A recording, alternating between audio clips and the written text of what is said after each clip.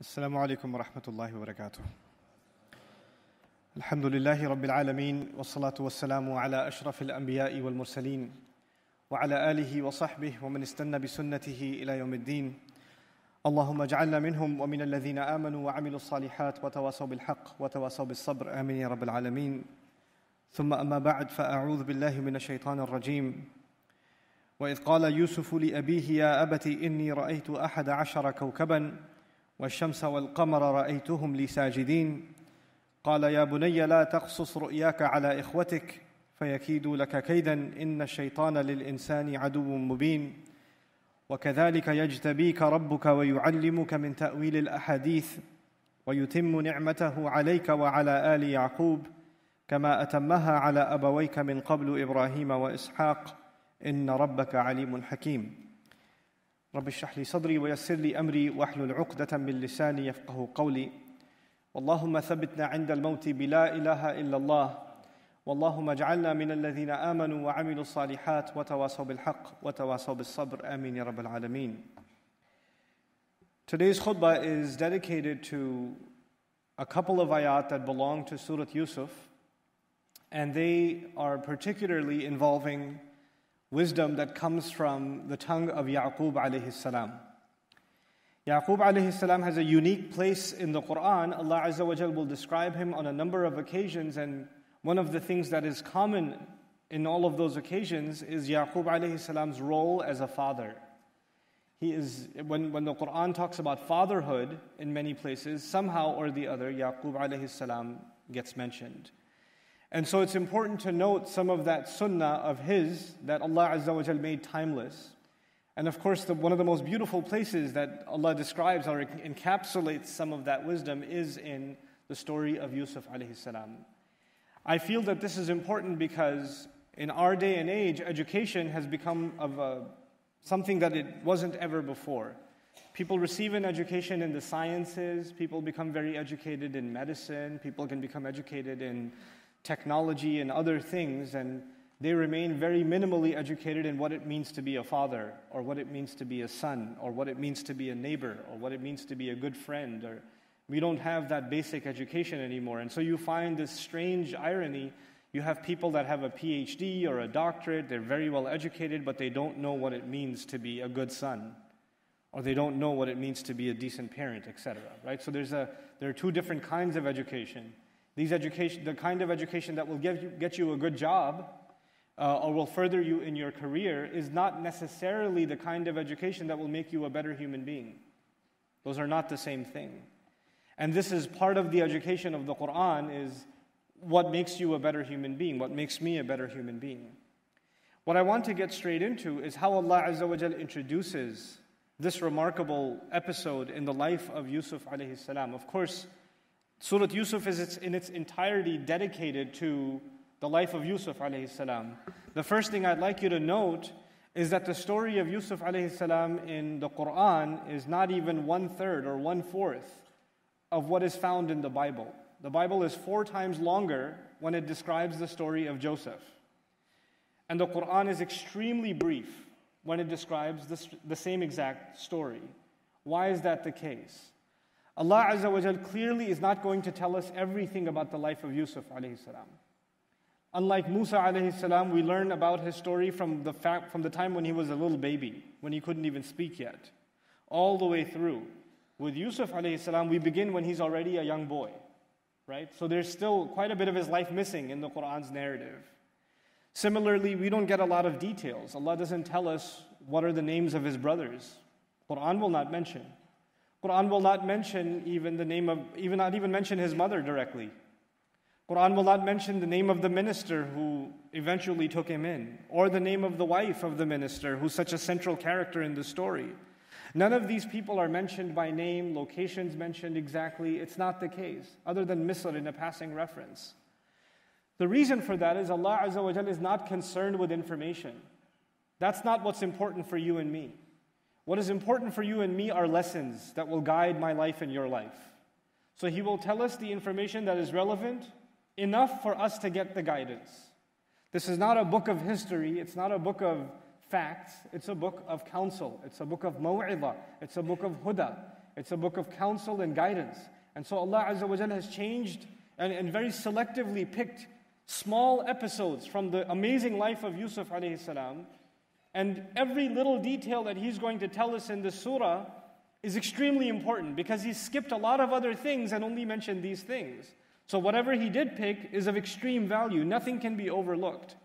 And so when we begin this story, the first thing that catches our attention is Allah Azza wa Jalla says, right before this ayah, وَإِن كُنْتَ مِن قَبْلِهِ لَمِنَ الْغَافِلِينَ. He tells Rasulullah sallallahu alayhi wa sallam, we're going to tell you the best of all stories. I'm sure you've heard that before. We're going to tell you the best of all stories, but you used to be unaware before this. Not just unaware of the story, but the lessons that are going to be inside this story, the wisdom that's going to come from this story, is something that even the Prophet ﷺ was not taught before this. It is going to be unique. So don't just reduce that, yes, Rasulullah ﷺ did not know the story of Yusuf Ali Salaam, and that's what's being said. Actually, a lot more is being said. There are things inside of this story that without the story we would have never known that Allah Azza wa Jalla deems important for you and me in our lives. And so where do we begin?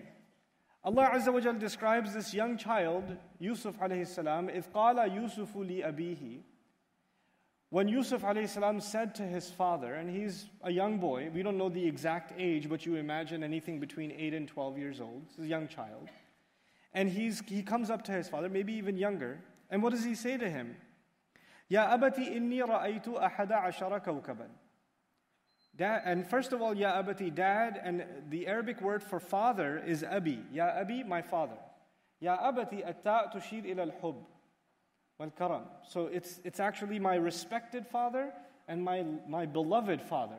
It's as though, when we don't talk like that, your kids don't come up to you and say, beloved father, can I have some chocolate? They don't talk to you like that. That's not how we speak anymore. But the equivalent of it would be, Dad, I love you. Dad, give me a hug. I want to tell you something. It's a loving expression of addressing your father. It's not just dad or papa or baba, but it's actually dad along with an expression of love. That's the first thing we learn about this child, is that he expresses love for his dad. And the second thing we're going to learn here is that he came up to him and said, Inni. Inni means, no doubt I. Now the word inna is used, they say in Arabic, لِإِزَالَةِ الشَّكِّ, to remove doubt. So when you're about to say something that the listener will not believe easily, it sounds so unbelievable, they might not believe you, that they don't think you're serious. So the Arabs use the device inna to remove that doubt. No, I really mean what I'm going to say. It is as though the child recognizes that what he's about to say is not easy to believe. It's this amazing thing, this crazy thing that he saw, and he's going to tell his dad all about it, but he's thinking, Dad might not believe me. And so he says, no, really, Dad, I really did see this. Inni ra'aytu ahada ashara kawkaban. I really did see, in fact, 11 stars. The sun and the moon, wash-shamsa wal-qamar. And it's incredible that the sentence starts over again. And it captures really the reluctance of a child. I mean, I have a lot of children. Alhamdulillah, I have 7 children. And the thing with children is that when they want to tell you something that's exciting or something that happened, they repeat themselves a lot. And they can't even get to the end of a sentence. So a kid something happened on the playground. My son comes running up to me when he's little. He says, Abba, you know what happened? At the slide.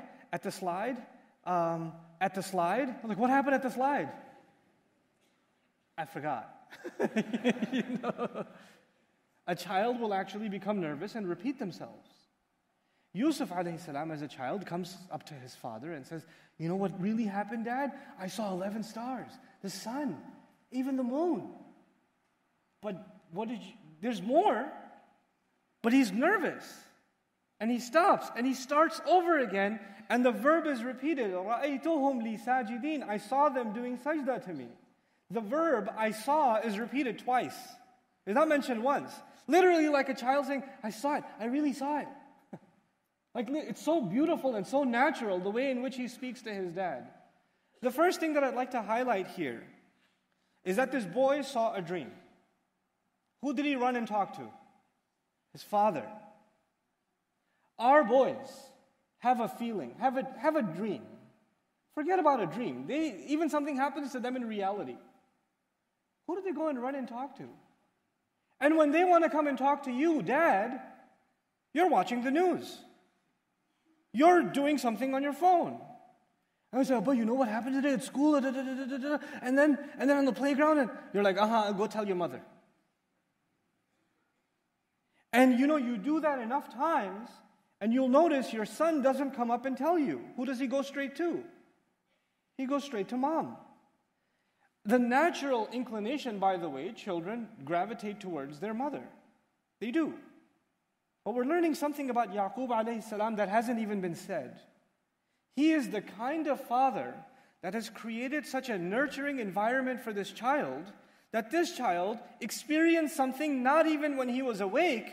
He experienced something when it was a dream, and he can run over to Dad and give him a hug and tell him all about it because he knows Dad is going to listen. Dad's going to pay attention. He's not going to ignore what I'm saying. And if anything, for children, things that are important to children are not the same as things that are important to adults. When my kid is playing with a bunch of Legos and one of the pieces is missing, his world has come to an end. Abba, I can't find the hat. And that's a really big deal to him. Now, it's not a big deal to me, but you know what? It has to become a big deal to me because it's important to him. A dream may not be important to you or me, but it's important to this child. It's valuable to him. So he runs over and tells his dad, and his dad doesn't say, what did you eat for dinner last night, boy? It's just a dream. It's okay. Don't worry about it. I get those all the time. He doesn't do that. He actually carefully, attentively listens to his son. We're learning something incredible about fatherhood that we did not know before. Quran didn't highlight this anywhere else.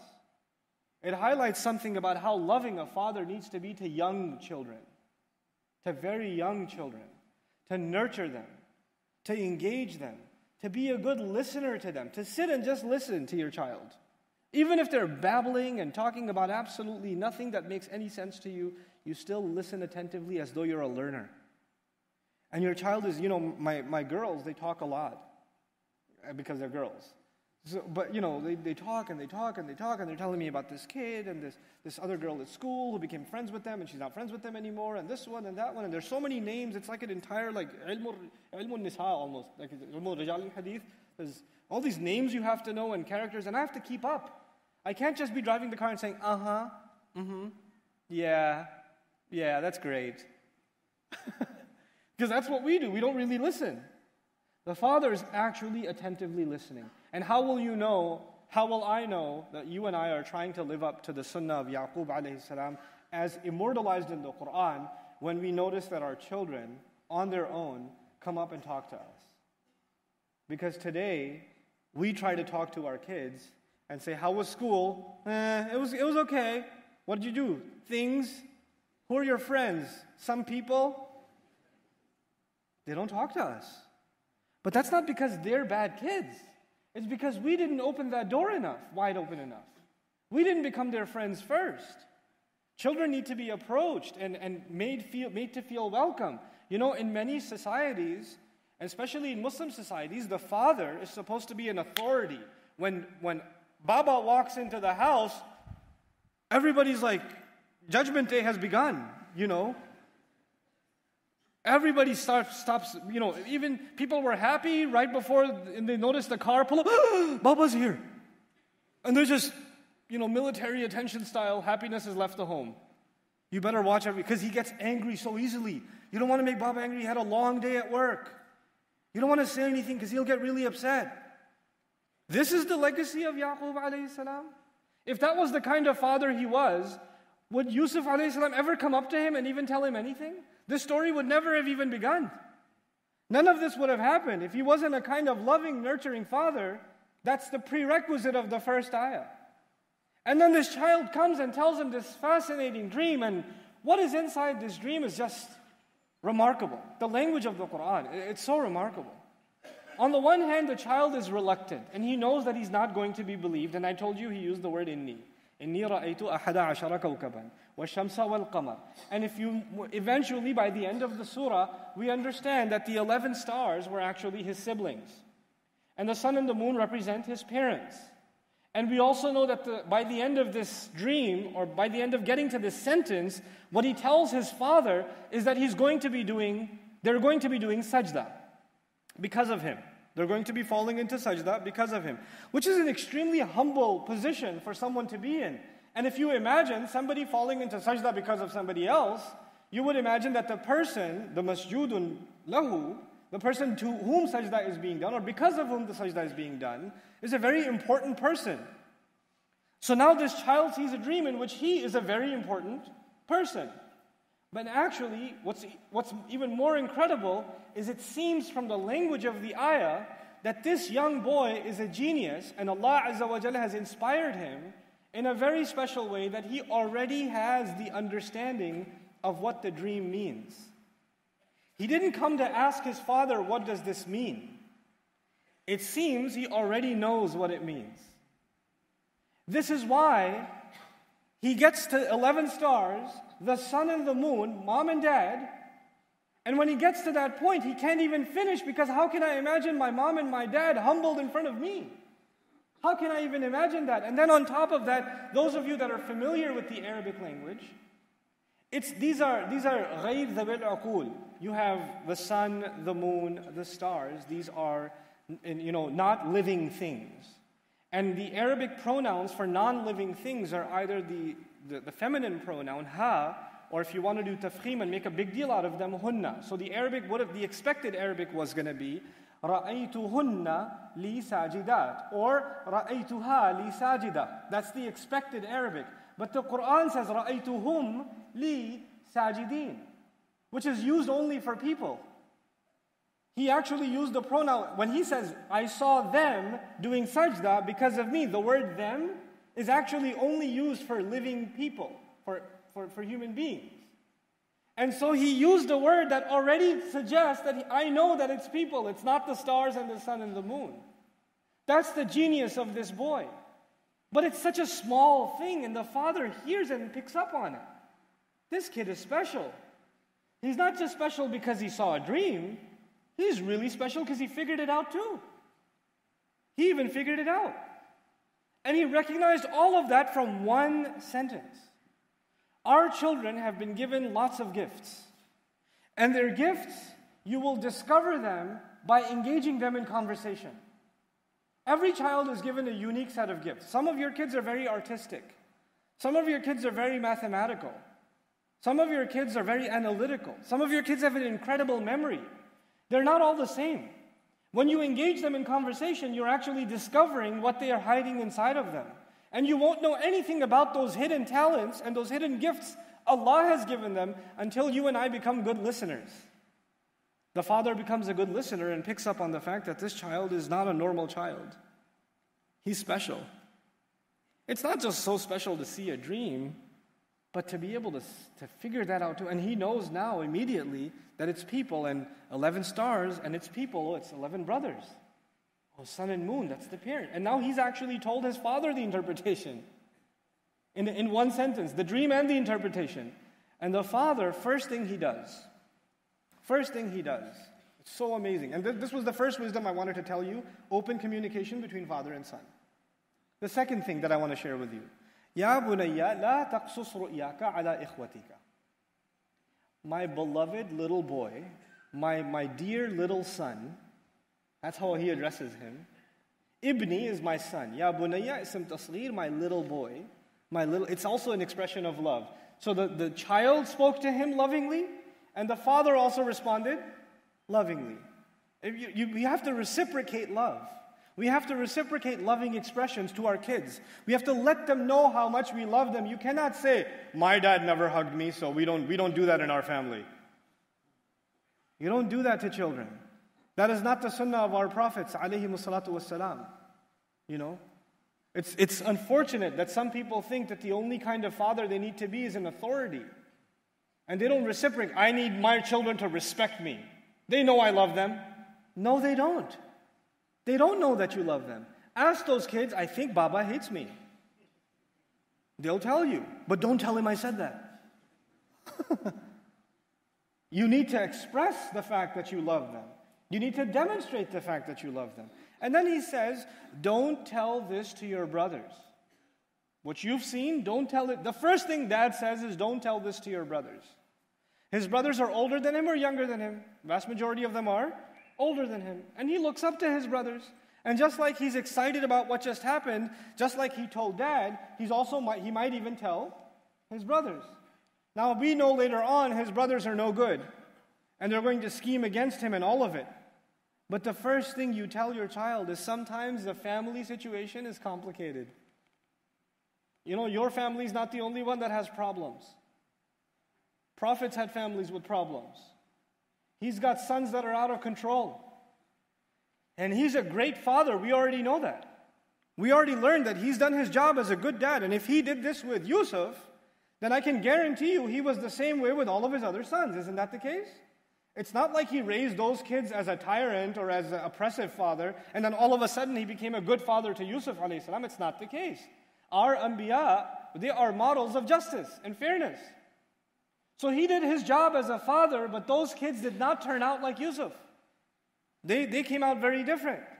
A lot of us invest into our children. Some of you have white hair on your beards because your children are no longer children, they're adults themselves. And you did everything you could to give them love and nurturing and an education of the deen and to give them upright character, and they went in a different direction later on in life. They're no longer the kids you expected them to be. They are far away from Allah's deen.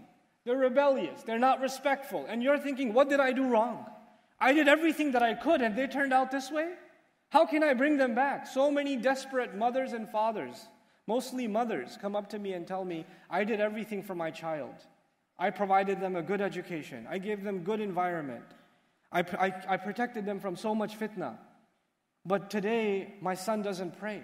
And he doesn't listen to me. And if I try to tell him something, he gets angry. You know, and he storms out of the house. What should I do? That's not just your problem. That's a problem for Yakub alaihissalam. A prophet of Allah. A role model father. You know? And even he had trouble with children. Why is that important to note? Because we are human beings. We don't own Allah's guidance. We don't even own our own children. They are an amana. They are a trust that Allah has given us. We will do everything we can for them, but when they become adults, they will make their own choices. And that is not under our control. We cannot control how they will turn out to be. We can only fulfill our amana to a point, and then they are who they are. This is why the Messenger of Allah sallallahu alaihi wasallam even turns to his own daughter, Ya Fatima bintu Muhammad, ittaqillah fa inni la amliku laki min Allahi shay'a. Fatima, daughter of Muhammad, have your own taqwa of Allah. I will have no authority in front of Allah for you. I can't help you on Judgment Day. You're on your own. This is a fundamental reality that parents must understand. My girls are now becoming teenagers. And then eventually the boys, I'm more scared of the boys actually, but you know, eventually they'll get there. What happens is when these kids are little, everything about them is under our control. What are they going to eat? What are they going to wear? What school are they going to go to? When are they going to go to sleep? When are they going to wake up? Everything is under our control. But as they get older, you start noticing you're losing more and more control. And they get to a certain point, they become their own person, and now they want to marry who they want to marry. They want to move to a different city for a job. And now the parents are losing control, and they're saying, no, you can't do that. You can't marry who you want. You can't go to this city. You can't get that job. You can't go to that. You will do what I tell you. Because I changed your diapers. I fed you when you were little. No, actually, there's a certain age where parents have to actually let go. They can no longer control. And that's a harsh reality. It's a harsh reality that a lot of parents don't accept. Because it's difficult to accept. But that is a reality. And sometimes our children will not be what we expect, just like Yusuf Ali Salaam's brothers. But he tells him, our family is complicated. Just do me a favor. He doesn't badmouth his brothers. He just says, listen, don't tell him. Don't tell them this dream. They're not, and he doesn't say because they're jealous or they're going to, he just says, فَيَكِيدُ لَكَ كَيْدًا. I do need you to understand, even as a young boy, be careful of what you say around your brothers, because they might make a plan about, scheme against you. They might make a secret plot against you. Why would you tell a child that? Sometimes children have to be told adult things. Our family situations are not always simple. We have to sometimes protect, and listen to this carefully, sometimes we have to protect our children from other members of the family. Sometimes there are members of your family that are no good. And we cannot hide that from our kids. You have to know the elements within your own. Nobody knows your family like you do. There are sometimes uncles or cousins or brothers or some other people in your family that are just a bad influence. They are no good. You don't develop hatred for them, but you do protect children from them. You do. I mean, when you go to a Eid gathering, everybody's together, and the kids are running around. And some of the bad apples in the family are there at the gathering. You better keep your children where you can see them. They better not be away somewhere and you don't know where they are. Because a lot of those gatherings, some of the most horrible things happen to our children, and they're exposed to some of the worst things because of their family. I know this not in theory, because thousands of people email me about what happens to them with their families. We don't protect our children. We assume they're safe around family. You cannot be so simplistic.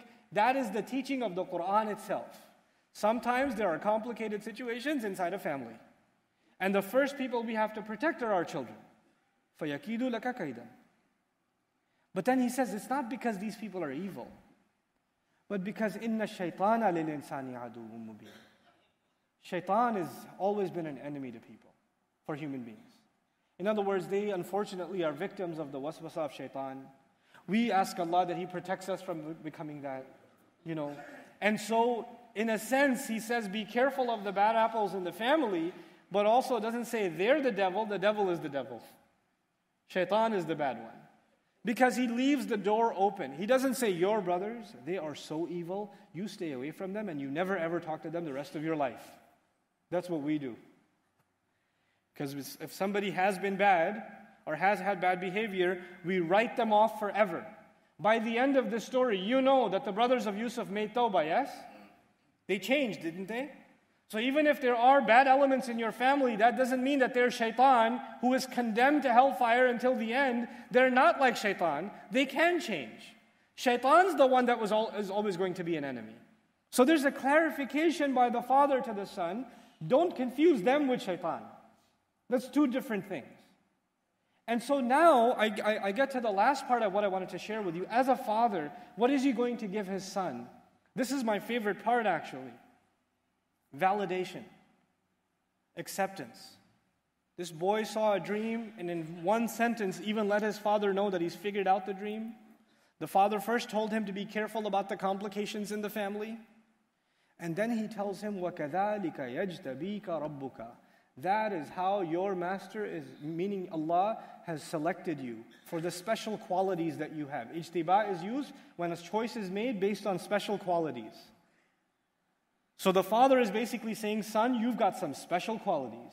And those special qualities are so special, Allah Himself has chosen you. And this is just the beginning, child. وَيُعَلِّمُكَ مِن تَأْوِيلِ الْأَحَادِيثِ. And Allah is going to be teaching you the interpretation of all kinds of speech. Not just dreams. You're going to be a very young, smart young man. You're going to be able to figure all kinds of things out. You have a bright future ahead of you.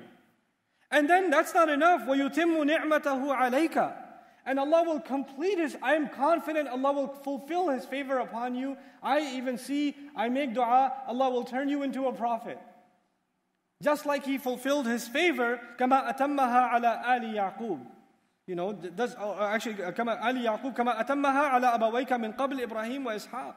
Just like He fulfilled the favor on your grandfather and your great-grandfather, Ibrahim and Ishaq. I pray that you're the next one. Off of one dream, the father gave an entire speech of how awesome you are to this kid. Allah has chosen you, you are so special, you're going to do great things in the future, you're going to figure out all kinds of stuff. Allah is going to make you part of the same legacy as Ishaq and Ibrahim alayhissalam. Allah will fulfill His favor upon you. All of these compliment after compliment after compliment. Why? This is a sunnah of prophets, that we take the little things that our kids do and we make a big deal out of them and fill them with confidence when they're children. We validate them. Not the other way around. Your child goes, has an exam, gets a 95 on an exam, and you say, next time get 100. I used to get 100 without even taking the exam. Your kids are never good enough for you. They're never good enough for you. You never validate them. This is a horrible thing to do. It's a denial of the prophetic legacy. To acknowledge the good in your children. He hasn't even interpreted all kinds of speech yet. That's going to happen later. He hasn't even accomplished, he's just a kid. But the Father is filling him with confidence that this kid is going to accomplish much. When we instill that kind of confidence into our children, then they will instill that into their children, and in fact, they will accomplish great things. You know, this one thing, by the way, this one kind of confidence that was put into this child at an early age is the same confidence that when Yusuf Ali Salaam was in prison, and he came out of prison, he came in front of the king and said, I need to be the treasurer. That takes confidence. He's standing among government officials, people that have been in politics for a long time, economists, and he comes out of a prison cell and says, nobody here is qualified to be the treasurer of this nation. Inni hafidhun amin. I'm the guy for the job. That confidence in the Quran came from where? From when he was a child. He acknowledged Allah's favor on him. He knew what he's capable of. We want that kind of confidence for our kids. That will not come automatically. The opposite is the case. Today, all we do with our children is criticize them. Poke holes at them. Tell them how skinny they are, or how fat they are, or how stupid they are, or how ugly they are, or how not like their older brother they are, comparing them to each other.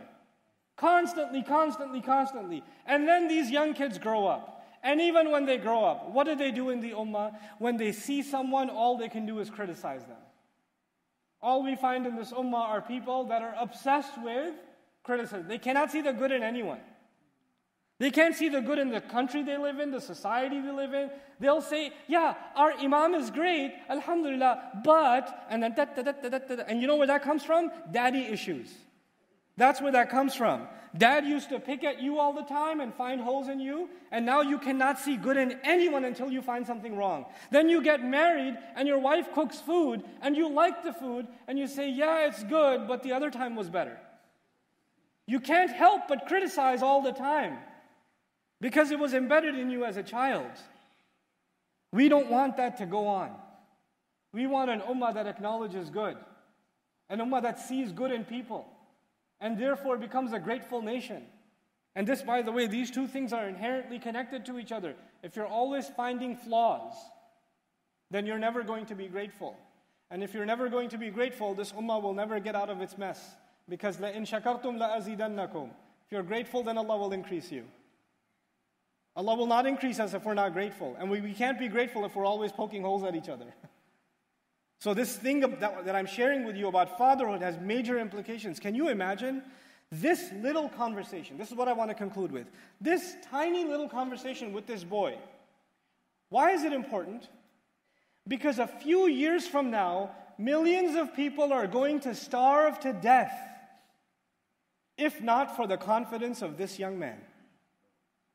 Because of this young man, thousands of children will be saved from starvation. Because a father did his job. Can you imagine the burden on our shoulders? Do not underestimate the role of the father. Do not underestimate the capabilities of your children. Do not reduce them to what Allah Azza wa Jalla has chosen this ummah for great things. The fact that we get honored to be part of this ummah is a great, great, noble gift.